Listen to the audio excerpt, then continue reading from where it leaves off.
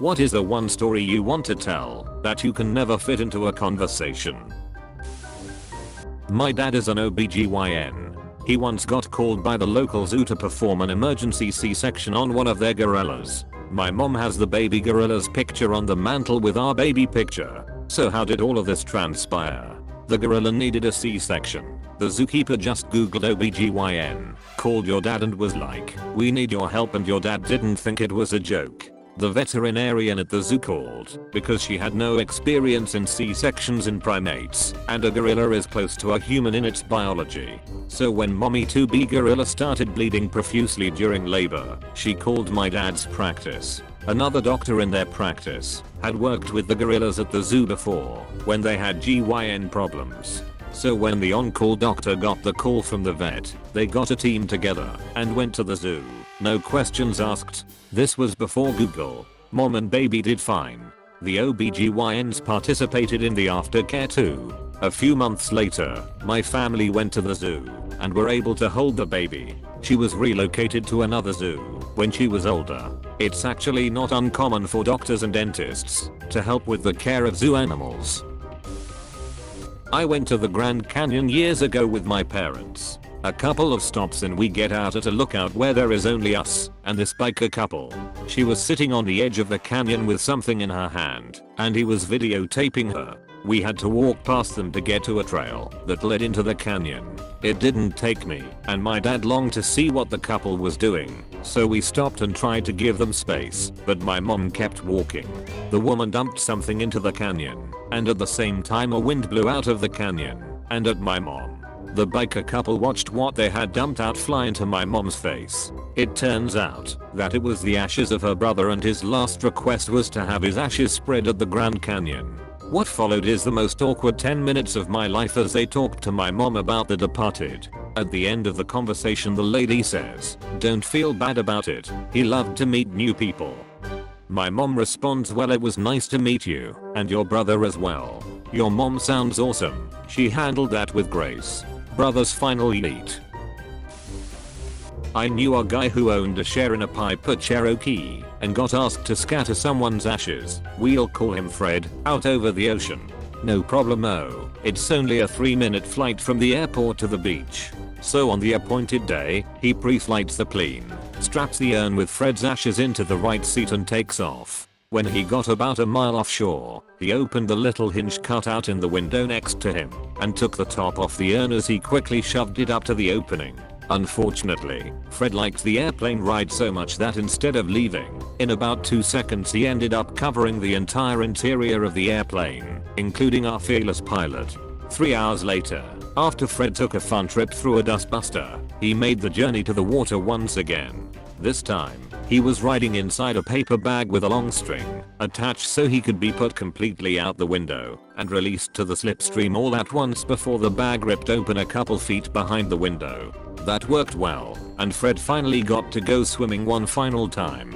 I didn't know Fred, but from everything I ever heard, everyone in the small group of people who both knew him and knew about the events of that day said that Fred, an incorrigible practical joker, would certainly have been absolutely thrilled to have played such a major role in such epic shenanigans. It was still decided not to tell his family about the practice flight though. Every time I ever rode in that plane, I laughed a little bit at the thought that a little bit of Fred was probably still tagging along in some remote little crevice of the cabin, carrying on the final prank for years and years more.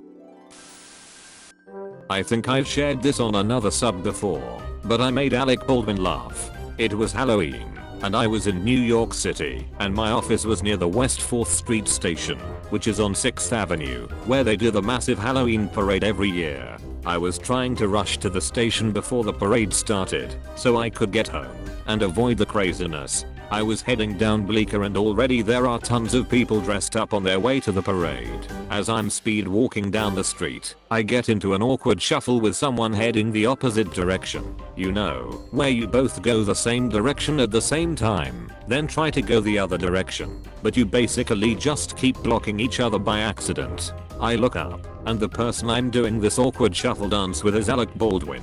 I normally don't think so quickly on my feet, and I realize I pretty much peaked in this moment, but I blurt out, "That's a great Alec Baldwin costume." and he laughed. I think this is the fourth Alec Baldwin story here. Alec Baldwin needs to get the frick out of everyone's way. I live in Maine in the same town as Stephen King. I have worked at several stores when I was younger, such as Home Depot and Walmart. He has come in sometimes. He recognized me when I worked at Home Depot from Walmart and said, "You really need to stop following me." Jokingly, of course. He was a pretty cool dude.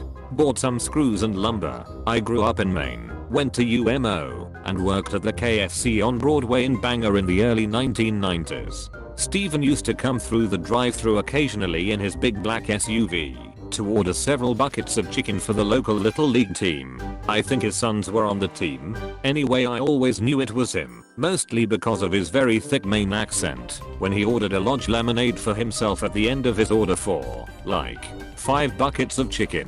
He also signed a book for me to give to my friend who was a huge fan. He was always very nice. My cousins live near his summer home in Florida. Notice I said near, they don't live in the same neighborhood in a huge house like he does. In any case, hard to not run into people in a relatively small area. Supposedly he's a very nice but unassuming guy.